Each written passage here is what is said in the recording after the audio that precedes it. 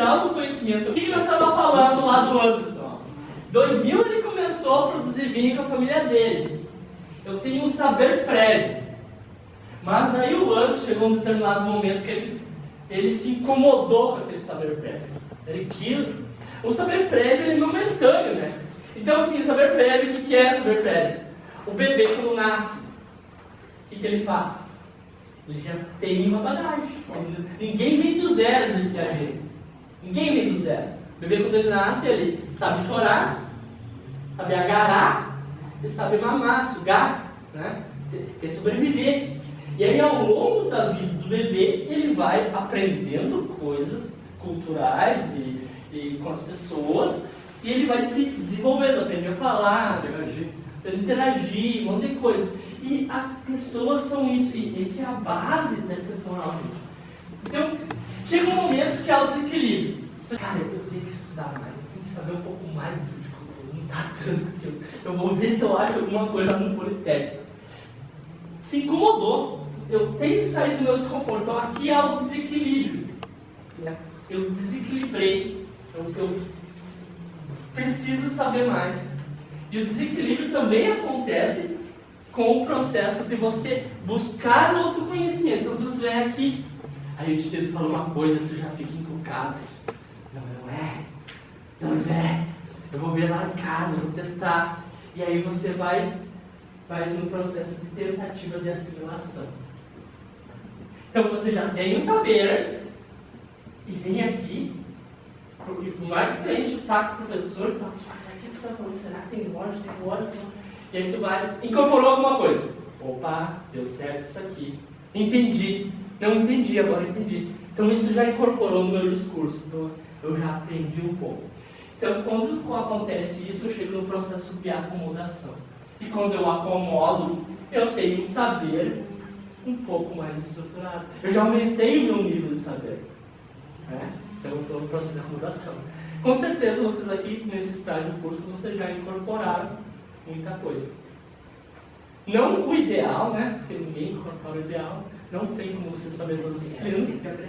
Mas incorporaram um pouquinho. Até chegar no saber elaborado.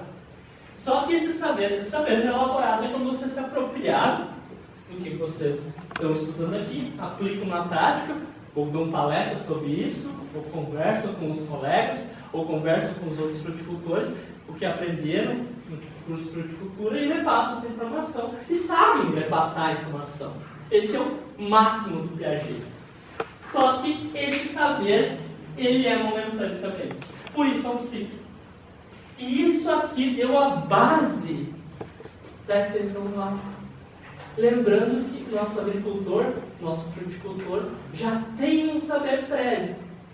Mas eu posso trabalhar ele e aprimorar.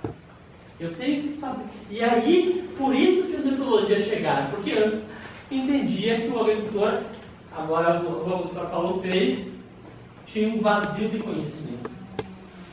Diz isso, né?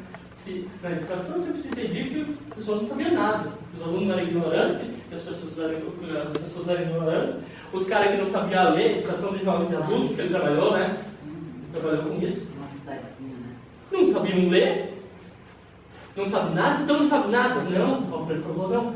As pessoas sabem. Eu tentei aplicar um pouco de Paulo Freire, que é muito difícil, né? É tipo assim, pegar o conhecimento do Edivaldo, e agora eu trago para a realidade do Edivaldo na aula, e faço. Tentei fazer isso várias vezes aqui. Adriano eu puxei do Anderson, tem mais diálogo aqui, né?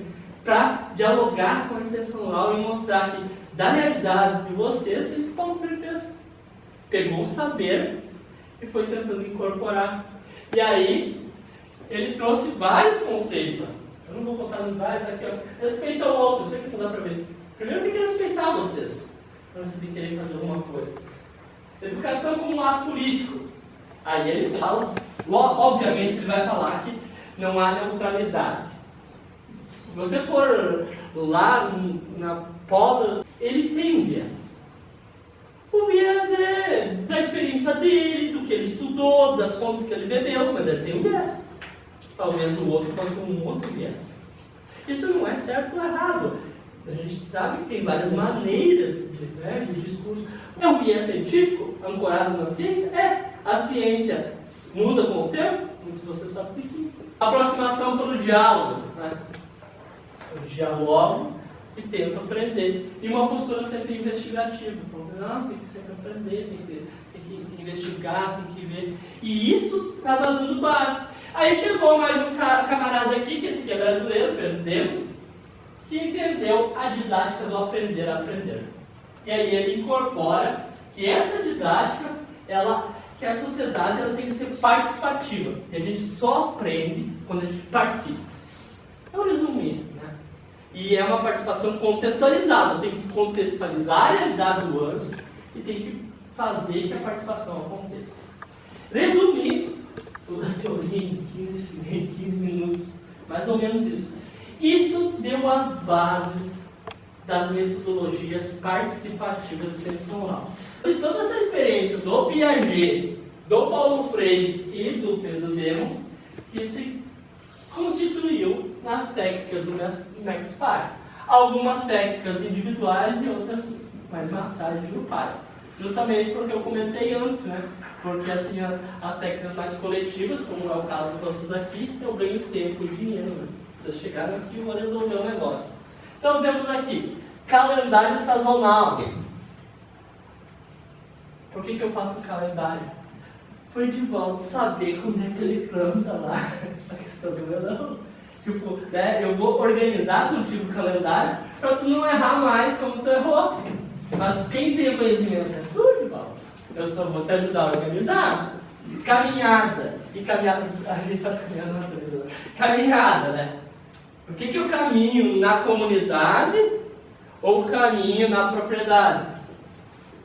Vou lá na Adriana e vou começar a caminhar com ela. Porque ali eu consigo construir os elementos da minha ação extensionista. A Adriana vai dizer, porque aqui no passado, eu me lasquei com aquele negócio, aqui deu um temporal. E ela vai falando sem eu interagir muito. Eu estou interagindo com ela, mas ela vai me falando naturalmente, porque aquilo lá causou um trauma. Mas, aqui não dá para plantar, aqui está lagado, aqui não é boa aqui, então por isso eu não trabalho aqui. Isso talvez não é na primeira, não é na segunda, quando ela ganhou confiança, né? Que o Divaldo fala aqui, né? E aí tem uma série, descoberta técnica, dia de campo, ó. Isso é mais comum. Dia de campo. Mas toda hora aqui. Por que faz? Técnica de extensão oral, à tarde vocês vão fazendo, estão usando uma técnica, eles estão usando a técnica na agroecologia aqui. Então, diagnóstico participativo por campo, que nós vamos trabalhar depois, diagrama de Venn, eleição de prioridade. O que é uma eleição? A própria comunidade tem vários problemas, no fim ela vai decidir qual que ela vai atacar primeiro. A comunidade decide. Enfim, hierarquização por frequência, entrevista estruturada e semi-estruturada. A entrevista é pesquisa em extensão também, né? Porque eu preciso saber como é que está. O primeiro passo, né? Quando a gente chega na casa da Adriana e fala, diagnóstico. É uma crítica de ser extensão nova, só fica no diagnóstico, né? Mas precisa ter a base de dados para começar a entender. O diagnóstico pode ser feito por entrevista, mas pode ser feito também pela vivência, por estar junto com o agricultor. Excursão, o Gustavo faz muito aqui. Linha do tempo. Viagem de estudo, excursão. Técnica, quer dizer. Mapeamento participativo, oficina. Ok, normal, né? Painel de visualização, em resumo, o pessoal visualizar. Reunião problematizadora, que os extensionistas usam muito, né? Semana especial. Tempestade de ideias, professor do mundo também, né? Aí largando aí, vamos anotando aqui. Aí tudo tem um método, tem um tempo para isso, né? E olha aqui, ó. Unidade de experimentação, porque é o que dá certo, né? O cara Felipe falou lá, eu levo os agricultores no outro local, outro faz uma unidade de experimentação da universidade, outro faz na casa do agricultor, ou a própria agroindústria familiar é uma unidade de experimentação, que vamos visitar ela. Então essas são as técnicas que culminou em todo esse debate que a gente fez até agora.